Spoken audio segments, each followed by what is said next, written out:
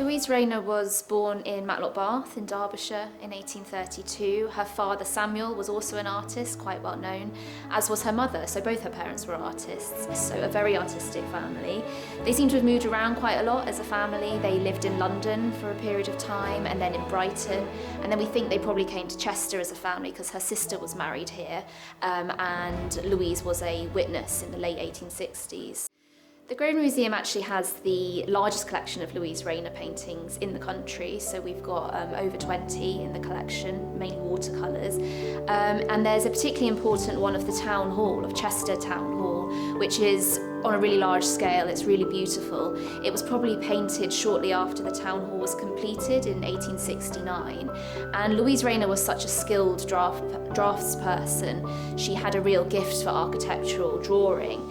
And in this painting, you can see all the detail of the brand new Town Hall, which must have been hugely exciting for people who lived in Chester. And then it also has detail of different people in the foreground. You have a lot of people selling vegetables. It's a very, very crowded scene. And it's really evocative of late 19th century Victorian Chester. It really shows just how skilled Louise Rayner was as a watercolourist, as a painter, and captures this wonderful moment for Chester. What's really valuable about some of Louise Rayner's work is that she painted so many places in Chester that don't exist anymore, that have been pulled down and new buildings have gone up. So we have one watercolour of St Werburgh's Mount, which was directly opposite the cathedral. Today it's that curving street that goes round and it's got a row of shops on it.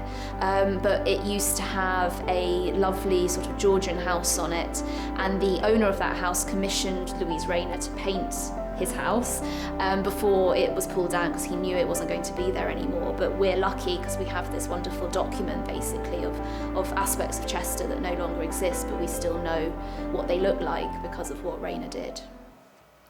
I think Louise Rayner was very important as a woman artist. She's quite unique in the fact that she actually made a profession as an artist. It was very common for the daughters of wealthy and middle-class families to be educated in the polite arts, in drawing and painting, but the fact that Louise, and not only Louise but a couple of her siblings as well, were able to make money from it is quite exceptional. Perhaps in the last 10, 20 years that we've gone back to Rayner and artists like her and recognised the importance of their achievement. Rayner definitely had particular buildings, types of architecture that she preferred to depict in her pictures. She was very fond of medieval architecture, of half-timber black and white buildings, which are so common in Chester, and she depicted those very faithfully, but we know that she removed buildings that she wasn't so keen on, perhaps the newer buildings, or things that didn't suit her picturesque view of Chester. So sometimes when you look at her paintings, it seems very, very familiar at first, but then you realise that things have been moved around, or there's a building that's not there at all, and you realise that actually, like many, if not all artists, she moved things around to suit her particular artistic vision. I think Louise Rayner's style and technique are relatively traditional in the kind of grand scheme of Victorian art, so how she actually paints is quite precise and quite specific. I don't know for certain whether she actually was influenced by the pre-Raphaelite artists, but their emphasis on truth to life and detail, I think you can really see coming out in her work. And I think that's partly why she became popular in the Victorian period. They enjoyed that precision and detail. But she also had a great gift for depicting texture, the texture of bricks, of wood. If you really look closely at some of her watercolours, they really make you smile. Just you can almost reach out and touch and feel that grain of the wood when you're looking at them.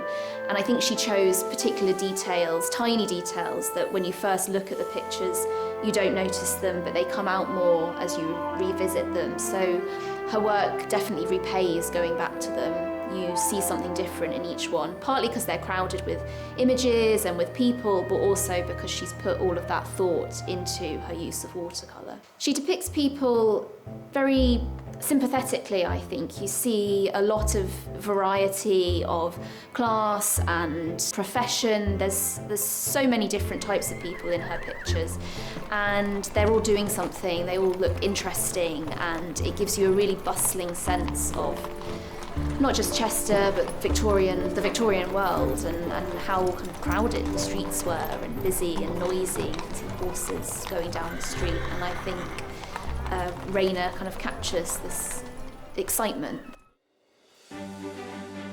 I think Louise Rayner is probably ripe for reassessment today. I think it's easy to look at her pictures and dismiss them slightly as quite traditional, a bit too picturesque, a bit boring, but when you look at them closely, you can really see a lot of detail and sympathy to everyday people. So I think she offers us a chance to remember our history and our past, and that can be as simple as the architecture, but also to look again at all the different ways in which women artists, and therefore artists, were working and continue to work. And I think that's probably her lasting legacy today.